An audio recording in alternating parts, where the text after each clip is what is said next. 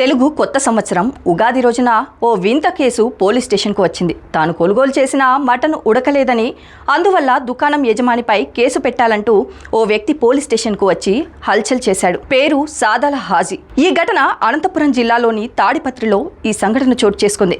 ఇక వివరాలను పరిశీలిస్తే ఉగాది పండుగ అని హాజీ అనే వ్యక్తి స్థానిక దుకాణంలో మటన్ కొనుగోలు చేశాడు. ఇంటికెళ్లి ఎంతో ఆశగా వంట చేయడం మొదలుపెట్టాడు. అయితే దురదృష్టవశాత్తు ఆ మటన్ ఉడకలేదు. కుక్కర్ నుంచి ఒకటి కాదు, రెండు కాదు, ఏకంగా 20 విజిల్స్ వచ్చినప్పటికీ మటన్ ఏమాత్రం ఉడకలేదు. దీంతో ఆకలితో ఉన్న హాజీకి కోపం నశాలానికి ఎక్కింది.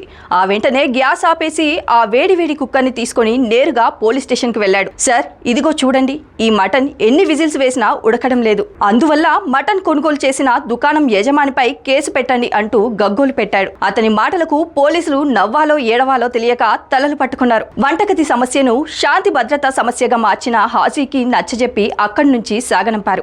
ఈ వార్త బయటకు రావడమే ఆలస్యం. నెటిజన్లు తమ క్రియేటివిటీకి పదును పెట్టారు.